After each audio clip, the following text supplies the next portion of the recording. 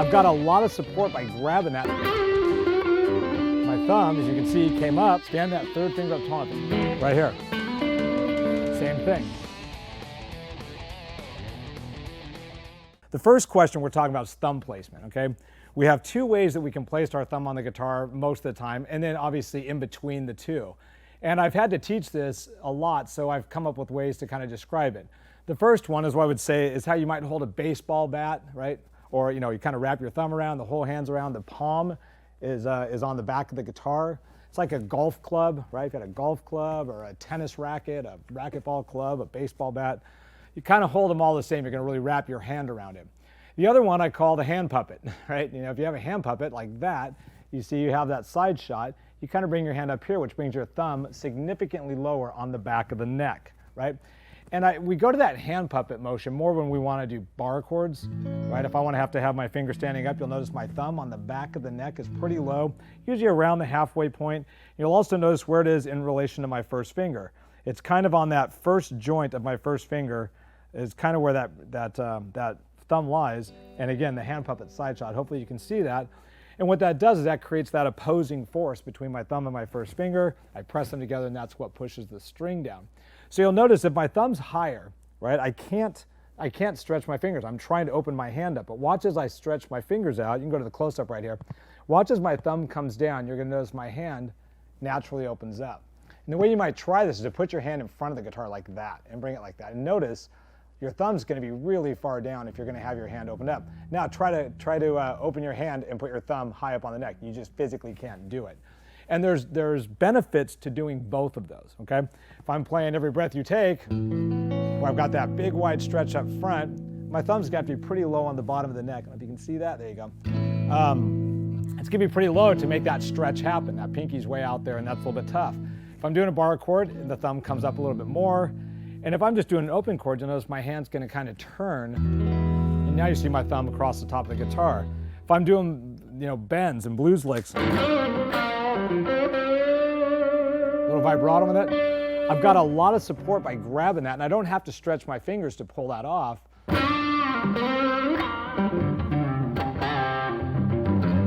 So you'll notice my thumb comes up there. It's also beneficial when you're doing some licks sometimes, especially the pentatonic stuff. Bringing that thumb around the top, just kind of keeping that sixth string quiet in the event you accidentally hit it, which happens from time to time. So there you can see it, it's on the top. If I bring it down, the other thing you'll notice about going to the hand puppet is if you're doing scales like diatonic scales where you're doing bigger stretches, you'll see stuff like this.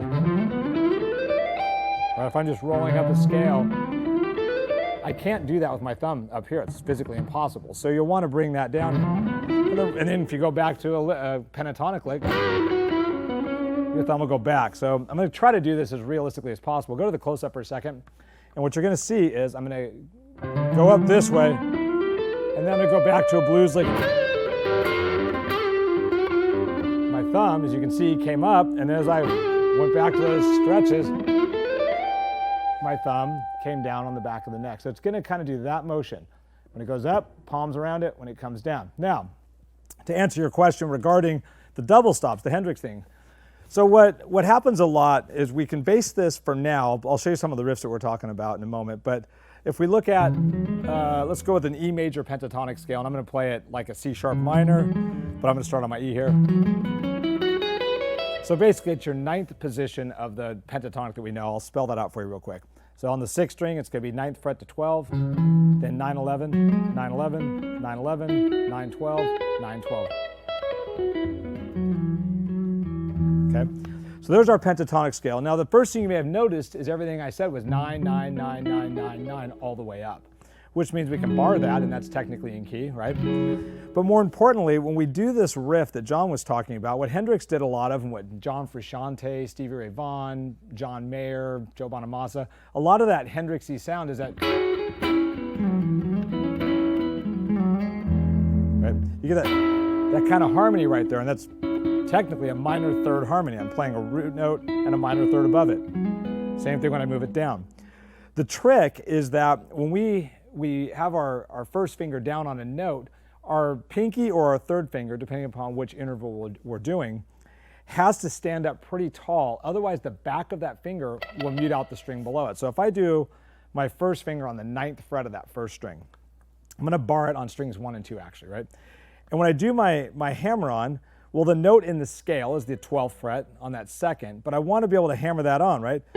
So I do that, but then notice if I hit the first string, it's muted. That's problematic. So I have to stand that pinky up much taller. Let's go sideways. You can see it. Let's make it the angle for you. So when I stand it up really tall, well, then you get both. You get the 12th fret on the second string and the 9th fret on the first string, right? That's what we want to have happen. Now, what a lot of people tend to do is they either hammer onto the first string, which is not what you want to do, or they'll bar like that, which kind of has almost an Eastern flair, right? What we actually want to do is have the finger that's on the bigger string, which is always going to be your pinky or your third finger, wants to ring, and the first string below it has to ring as well, and they're basically standing up really tall to make that work. That's all I can say.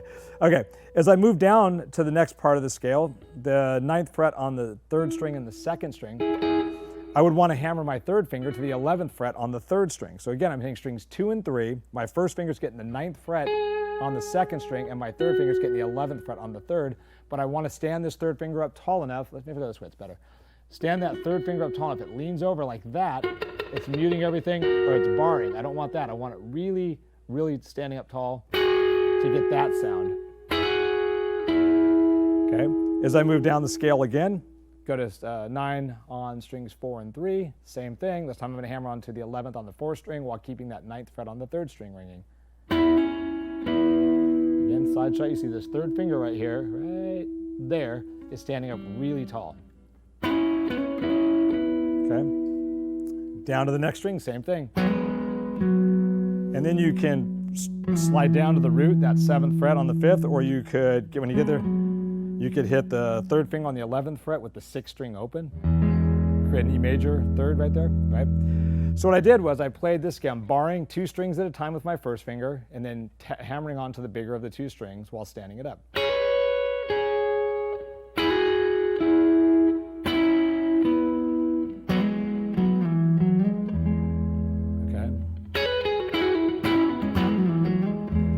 Now, when I'm doing this exercise right now, let's look what's going on with my thumb on the back of the neck. The first time I played it, I was doing the stretch, thumbs down. Okay, but if I bring this around, I can do it pretty much either way. And all that means is that the stretch must not be that significant to be able to do that. So I would have you really practice it both ways, starting with maybe having that hand puppet voicing that we talked about earlier, have that down, bar it, and then see if you can wrap your hand around, get that thumb across the top there,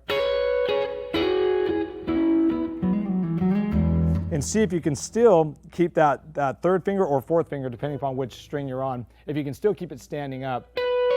And the way that you can really test this to see if it's working is just make each shape. Like this first shape, I'll hit 12 on the second, 9 on the first. Check both notes. Same thing on the second to third. And if all those are working, then likely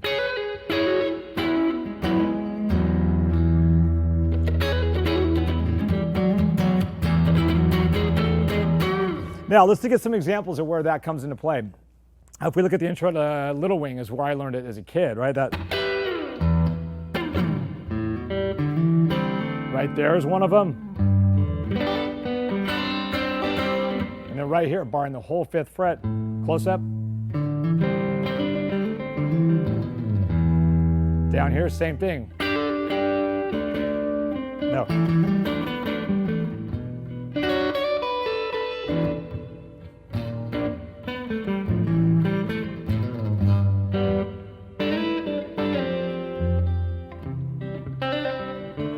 Probably should have practiced that before I tried to attempt it live. You got the idea. So the point is, those double stops, everything has to stand up really tall when you do the hammer-ons and the pull-offs. If we think about Hey Joe, right here, same thing. Let's see.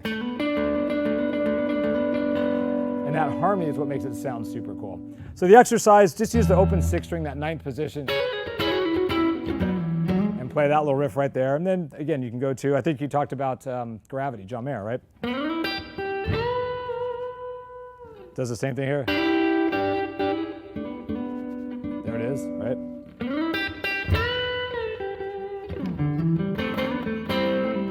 He keeps doing that same exact thing, sliding it around. And it's just a really cool flair for playing, especially when you just have that open 6 string and do a lot of it in E. It has a cool sound to it.